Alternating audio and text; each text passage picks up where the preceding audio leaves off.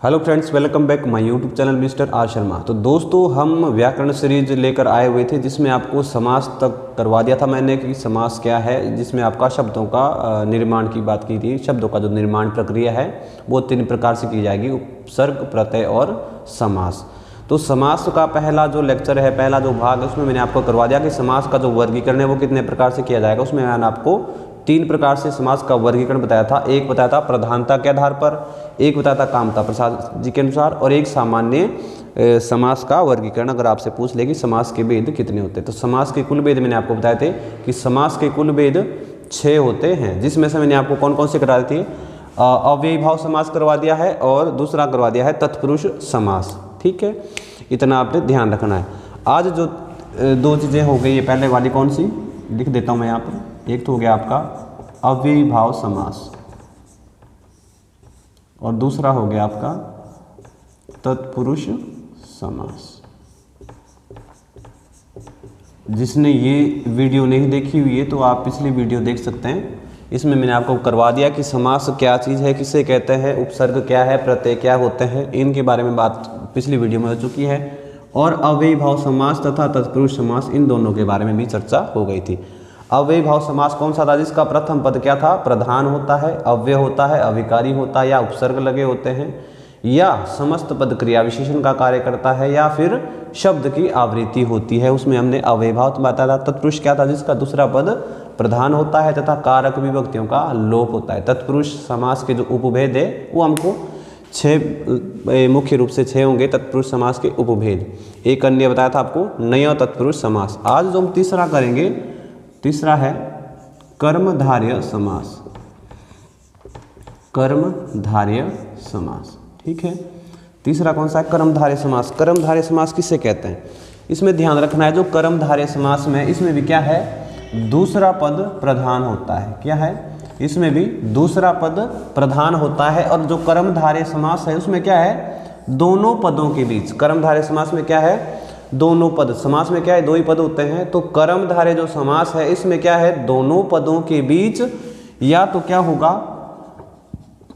उपमेय उपमान का संबंध होता है, या क्या होगा? उपमेय उपमान का संबंध होता है, या फिर विशेषण विशेष्य का संबंध होता है। या होगा विशेषण विशेष्य का संबंध होता है। कर्मधारय समास क्या होगा? जिसका दूसरा पद प्रधान होगा तथा जो ये दोनों पद होते हैं, इन दोनों पदों में या तो उपमेय उपमान का आपस में संबंध होगा, या फिर विशेषण विशेष्य का संबंध होता है। उपमेय उपमान क्या होता है? उपमेय उपमान होता है, उपमेय क्या चीज़ है? जिसकी क्या है? तुलना की जा रही है, जिसकी तुलना या समानता की जा रही है, उसे हम क्या कहते हैं? उपमेय। और उपमान क्या होता है? जिसके साथ तुलना की जाती है, जिसके साथ तुलना की जाती है, वो क्या होता है? उपमान होता है। तो ये दोनों, अर्थात क्या होगा? कर्मधारय समास में क्या होगा? दोनों पदों के बीच या तो ये वाली कंडीशन अप्लाई होगी या ये वाली, या तो उन दोनों पदों में क्या होगा? संबंध, तुलना की जाएगी उन दोनों की एक दूसरे के साथ, और या फिर क्या होगा? उनकी विशेषता बताइए। विशेषण और विशेष्य। विशेष्य क्या है? जिसकी विशेषता बता रहे हैं, जिसकी विशेषता बता रहे हैं, और विशेषण उसकी विशेषता होती है। ठीक है, अर्थात जिसकी विशेषता बता रहे हैं। जैसे एक उदाहरण के लिए मैं यहाँ लिख देता हूँ, जैसे उदाहरण के लिए है लाल आंखें। लाल आंखें, अब क्या है? किसकी बात हो रही है? आंखों की। तो आंखें क्या है यहाँ पर? आंखें हैं विशेष्य, लाल क्या है? विशेषण। ठीक है, तो ये चीज है आपकी विशेषण और विशेष्य की दोनों के मध्य क्या है? कौन सा संबंध है? या तो विशेषण विशेष्य का संबंध होगा, या उपमेय उपमान का। उपमेय उपमान का एक उदाहरण दे देता हूं मैं, जैसे मृग नयन। मृग नयन, मृग हिरण के जैसे, नयन आंखें। आंखें कैसी है? हिरण के जैसी। तो हिरण क्या है यहाँ पर? मृग क्या है? उपमान, और उपमेय क्या है? नयन, जिसकी हम बात कर रहे हैं। नयन कैसे हैं? मृग के समान है। तो मृगों की यहाँ तुलना की जा रही है, नयन की तुलना की जा रही है। तो उपमेय क्या हुए? नयन, और उपमान जिसके साथ तुलना की जा रही है वो क्या है? मृग उपमान होता है। तो कर्मधारय समास क्या होगा? कि जहाँ पर दोनों पदों के मध्य क्या होगा? या तो उपमेय उपमान का संबंध होगा या विशेषण विशेष्य का संबंध होगा। और ये दोनों चीजें मैंने आपको बता दी, उपमेय क्या है, उपमान क्या है। उपमेय जिसकी तुलना की जा रही है, उपमान जिसके साथ तुलना की जा रही हो। विशेषण जो विशेषता बता रहा है पद, विशेष्य जिसकी आप विशेषता बता रहे हैं। यहाँ उदाहरण दिए मैंने कुछ, जैसे नील गाय, नीली है जो गाय, यहाँ विशेषण विशेष्य वाला संबंध है। मंद बुद्धि, मंद है जिसकी बुद्धि मतलब कम, ठीक है। महासागर, महान है जो सागर। महापुरुष, महान है जो पुरुष। मृदु वाणी, मीठी है जिसकी वाणी, मृदु मतलब मीठी। लाल मणि, लाल है जो मणि। श्वेत पत्र, श्वेत है जो पत्र। परमानंद, परम है जो आनंद। काली मिर्च, काली है जो मिर्च। नव युवक, नव है नया है जो युवक मतलब जिसको आप युवक कहते हैं, ठीक है। चंद्रमुख, चंद्र के समान मुख, यहाँ उपमेय उपमान का संबंध। दीर्घायु, दीर्घ है जिसकी आयु लंबी, विशेषण विशेष्य का संबंध हो रहा है। महाजन, महान है जो जन। दुरात्मा, बुरी है जो आत्मा, दुर मतलब बुरा। सज्जन, सच्चा है जो जन, सज्जन। मृग नयन, ये तो मैंने आपको भी बता दिया। तो ऐसे पद किस में आएंगे, सारे के सारे आपके ये वाले जो मैंने बताए ये किस में आएंगे आपके, ये आएंगे आपके कर्मधारय में। जहां पर क्या है, दोनों पदों के मध्य या तो उपमेय उपमान का संबंध होगा या फिर विशेषण विशेष्य का संबंध होगा। उसके बाद दूसरा संबंध आपका समास आएगा कर्मधारय के बाद, वो आएगा द्वंद्व समास, ठीक है। उसके बाद कौन सा आएगा, द्वंद्व समास। अब द्वंद्व समास में क्या होगा,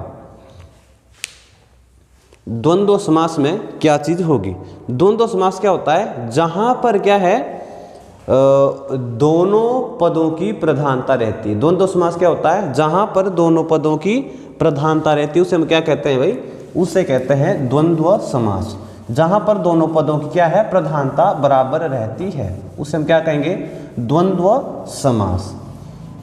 इसके जो भेद हैं मैं अभी बता दूं आपको। जो आपका द्वंद्व समास है, द्वंद्व समास, ठीक है। द्वंद्व समास किसे कहेंगे, जिसका क्या है, दोनों पद प्रधान होंगे। द्वंद्व समास में क्या होंगे, दोनों पद प्रधान होंगे। और द्वंद्व जो समास है इसके भेद कितने होते हैं, तीन। द्वंद्व समास के भेद कितने होते हैं, वो होते हैं तीन। कौन कौन से होते हैं, पहला है इतरेतर द्वंद्व, इतरेतर द्वंद्व। दूसरा है समाहार द्वंद्व और तीसरा है वैकल्पिक द्वंद्व। तीन समास हैं। कौन से, द्वंद्व जो समास है इसके भेद कितने होते हैं, तीन। पहला है इतरेतर द्वंद्व, दूसरा है समाहार द्वंद्व और तीसरा है वैकल्पिक द्वंद्व। इन तीनों में क्या अंतर होता है, द्वंद्व समास मैंने बता दिया, जहां पर क्या है, दोनों पदों की प्रधानता रहती है, पहले पद भी और दूसरे पद की प्रधानता रहती है। और इनके भेद कितने, तीन। पहला है इतरेतर द्वंद्व। पहले मैं तीनों के बारे में बात कर दूं। इतरेतर द्वंद्व क्या होता है, इतरेतर द्वंद्व होता है जहां पर दोनों पदों का महत्व, प्रधानता नहीं, प्रधानता तो तीनों में सबकी है, तीनों जो समास होंगे उसमें क्या है, प्रधानता दोनों पदों की रहेगी। लेकिन यहाँ क्या बोल रहा है, इतरेतर द्वंद्व क्या होता है, जहां पर दोनों पदों का महत्व बराबर रहता है, वहां पर कौन सा होगा, इतरेतर द्वंद्व।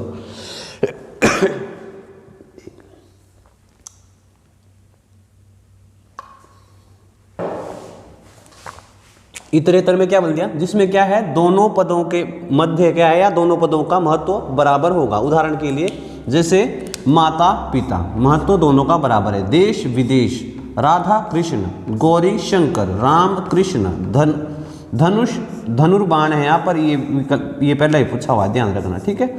धनुर्बाण, धनुष और बाण, ऋषि मुनि, दोनों का बराबर। ये वाले महत्वपूर्ण है। 25, 5 और 20, 31, 1 और 30, जहां पर दोनों पद क्या है, संख्यावाचक होते हैं। अगर एक ही पद पहले वाला संख्यावाचक होगा तब तो द्विगु होता है, आगे चर्चा करेंगे। लेकिन अगर क्या है, दोनों पद संख्यावाचक है, जैसे 25, 5 और 20, 21, 31, 1 और 30, 24, 4 और 20, इस तरह के जो भी उदाहरण है आपके किस में आएंगे, इतरेतर द्वंद्व में, जहां दोनों पदों का महत्व बराबर होता है, इतरेतर द्वंद्व। दूसरा है समाहार द्वंद्व। समाहार द्वंद्व क्या होता है कि जहां पर दो से अधिक पदों का बोध होता है। जहां पर क्या होगा, दो से अधिक पदों का बोध होता है। होंगे दो ही पद लेकिन बोध क्या है, दो से अधिक के होंगे। जैसे दाल रोटी। अब दाल रोटी से क्या बोध होता है, दाल रोटी से होता है कि खाने के लिए कोई भी चीज़, अगर आप चले जाओ कहीं दोपहर में चले गए कि हमें खाने के लिए कुछ दे दीजिएगा, ठीक है, और आप बोलोगे कि अगर घर में कुछ दाल रोटी है तो दे दीजिए। अगर उनके घर में दाल की बजाय चावल और रोटी होंगे या सब्जी होगी तो भी दी जाएगी। मतलब दाल रोटी से जो बोध हो रहा है वो क्या है, खाने की सामग्री से हो रहा है कि दोपहर के लिए जो भी भोजन के लिए है वो दे दीजिए, शाम के लिए जो भी है।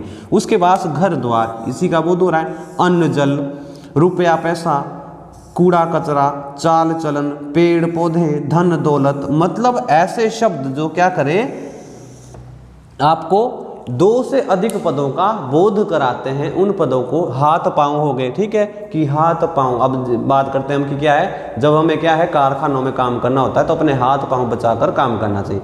अब हाथ पांव तो बोल दिए, लेकिन अब ये थोड़ी ना है कि जब आप कंपनी में जाओगे या कारखाने में जाओगे तो क्या है, अपने हाथ और पांव ही बचाओगे, अपना सिर, मतलब पूरे शरीर को हम बचाते हैं। अर्थात बोलने के लिए हम दो पदों का प्रयोग करते हैं और बोध क्या होगा, पूरे दो से अधिक पदों का बोध होता है। जैसे हाथ पांव हो गया, दाल रोटी हो गई, इस तरह के शब्द होंगे आपके समाहार द्वंद्वों में। तीसरा कौन सा है, वैकल्पिक द्वंद्व। वैकल्पिक द्वंद्व क्या होता है, वैकल्पिक होता है जहां विकल्प की स्थिति होती है, चयन की स्थिति, या ये वाला होगा या ये वाला होगा। जहां विकल्प की स्थिति होगी वहां वैकल्पिक द्वंद्व होता है। जैसे पाप पुण्य, या तो पाप होगा या पुण्य होगा, दोनों चीजें साथ नहीं होने वाली। थोड़ा बहुत, या तो थोड़ा है या बहुत है। लाभ हानि होता है, लाभ या हानि। धर्माधर्म, ये भी पूछा हुआ है, पहले ध्यान रखना, ये बड़ा मोस्ट है, धर्माधर्म, ठीक है। यहाँ ऐसा लगता है कि धर्म शब्द की रिपीटेशन हो रही है, जबकि अगर इसका विग्रह करेंगे तो क्या होगा, धर्म या अधर्म। भला बुरा, भला या बुरा। लाभ हानि, लाभ या हानि। 100-50, 100 या 50। शीतोष्ण, शीत या उष्ण, ये भी महत्वपूर्ण है। सुरासुर, ये भी आया हुआ है पहले भी। सुरासुर, सुर या असुर, इसका विग्रह होता है कि जहां पर विकल्प की स्थिति बनती हो। ये है आपका द्वंद्व समास। जो पांचवा है वो है हमारा, द्वंद्व के बाद आता है द्विगु समास। जो द्विगु समास है इसका भी क्या है, दूसरा पद प्रधान होता है। द्विगु समास में भी क्या होता है, दूसरा पद की प्रधानता रहती है। जो द्विगु समास होता है इसका प्रथम पद संख्यावाचक होगा और दूसरा पद कैसा होगा, संज्ञा होगा। क्या, जो द्विगु समास है इसका प्रथम पद कैसा होगा, संख्यावाचक, और जो दूसरा पद होगा वो कैसा होगा, संज्ञा। इतना ध्यान रखना है कि जिस समास का प्रथम पद संख्यावाचक और दूसरा संज्ञा होगा उसे हम द्विगु समास कहेंगे। दूसरी बात ध्यान रखना, अगर दोनों ही पद संख्यावाचक होंगे तब कौन सा होगा, द्वंद्व। अगर दोनों ही पद संख्यावाचक होंगे तब कौन सा होगा, द्वंद्व। और अगर एक पद पहले वाला संख्यावाचक होगा दूसरा ना होगा तो कौन सा है, द्विगु। अब पहला है नवरत्न, 9 रत्नों का समाहार। द्विवेदी, 2 वेदों का ज्ञाता। त्रिवेदी, 3 वेदों का ज्ञाता। चतुर्वेदी, 4 वेदों का ज्ञाता। तिराह, 3 राहों का समाहार। 2 पहर, 2 पहरों का समूह। त्रिभुज, 3 भुजाओं का समाहार। षटरस, 6 रसों का समाहार। पंचवटी, 5 वटों का समाहार। त्रिलोक, 3 लोकों का समाहार। पंचपात्र, 5 पात्रों का समाहार। नवरात्रि, 9 रातों का समूह। अर्थात जहां पर क्या है, पहला पद संख्यावाचक होगा दूसरा संज्ञा होगा उसे हम क्या कहेंगे, द्विगु समास कहेंगे। और जो अंतिम है वो कौन सा है, बहुव्रीहि समास। छठा कौन सा है आपका, बहुव्रीहि समास। अब बहुव्रीहि समास में क्या होता है, बहुव्रीहि समास होता है जिसमें क्या है, दोनों पद गौण होते हैं या फिर तीसरे पद की ओर संकेत किया जाता है या तीसरे पद की प्रधानता होती है। अब लंबोदर, उदाहरण है लंबोदर। लंबा है उदर जिसका पेट, जिसका किसकी बात की जाती है, गणेश। श्वेतांबर, श्वेत है अंबर वस्त्र जिनके, वो कौन है, सरस्वती। गजानन, गज के समान आनंद शरीर वाला, मुख वाला, कौन है, गणेश जी। ठीक है। त्रिनेत्र, 3 नेत्रों, तो यहाँ त्रिनेत्र ध्यान रखना है, 3 नेत्रों का समाहार या 3 नेत्रों वाला, 3 आंखों वाला। अगर यहाँ पर क्या है, पहला पद संख्यावाचक है लेकिन तीसरे पद की ओर संकेत किया जा रहा है। तीसरा पद कौन है इसमें, शिव। वज्र पाणी, वज्र है पाणी, वज्र किसके हाथ में रहता है? जो देवराज जी हैं, इंद्र जी, ठीक है। वज्र पाणी, वज्र है हाथ में जिसके। गिरिधर, गिरि को धारण करने वाला कौन है? कृष्ण। नीलकंठ, गिरि होता है पर्वत। नीलकंठ, नीला है कंठ जिसका। पीतांबर, पीले हैं वस्त्र जिसके, कृष्ण की बात हो रही है। दशानन, दश है आनंद जिसके। पीतांबर की जगह नीलांबर भी आ सकता है, नीलांबर बलराम को कहा जाता है, उनके भाई को, ठीक है। दशानन, दश है आनंद जिसके। शूल पाणी, शूल है पाणी हाथ में जिनके, शिव की बात की जाती है। त्रिशूल। पंकज, पंख में जन्म लेने वाला, पंख में कीचड़ में जन्म लेने वाला कौन सी चीज है? वो आपका कमल है। त्रिलोचन, तीन आंखों वाला तो कौन है? तीन नेत्रों का समाहार किसके पास है? शिव। मृत्युंजय, मृत्यु पर भी विजय पाने वाले किसको कहा जाता है? शिव को। एक दंत, एक दांत वाला गणेश। अंशुमाला, ये महत्वपूर्ण है, ठीक है। अंशुमाला मतलब किरणों की माला, सूर्य को कहा जाता है। चंद्रशेखर, चंद्र है शिखर पर जिसके, ये भी शिव को कहा जाता है। वीणा पाणी, वीणा है हाथ में जिसके, सरस्वती। बारह सिंगा, विशेष प्रकार का एक जानवर है। निशाचर, निशा में विचरण करने वाला, तो रात को तो कोई भी चल सकता है, लेकिन निशाचर जो है वो राक्षस को कहा जाता है। वक्रतुंड, वक्र बोले तो टेढ़ी, तुंड मतलब सूंड, टेढ़ी सूंड वाला कौन है? गणेश जी। तो ये है आपका समास का चैप्टर, जिसमें कि आपको मैंने बता दिया। अगर सामान्य रूप से पूछ ले कि समास के भेद कितने, तो आप बताएंगे 6। प्रधानता के आधार पे बताए थे मैंने आपको 4। कामता प्रसाद ने कितने माने हैं? 4। जो द्विगु और कर्मधारय है वो उन्होंने तत्पुरुष के अंतर्गत माने हुए थे। तो ये रहा हमारा कुछ समास का टॉपिक। अगर किसी को भी कोई भी प्रश्न में डाउट है कि आप ये वाला नहीं हो सकता या है, तो आप कमेंट बॉक्स में ज़रूर बताइएगा। और जुड़ते रहिए मिस्टर आर शर्मा के साथ। जय हिंद, जय भारत।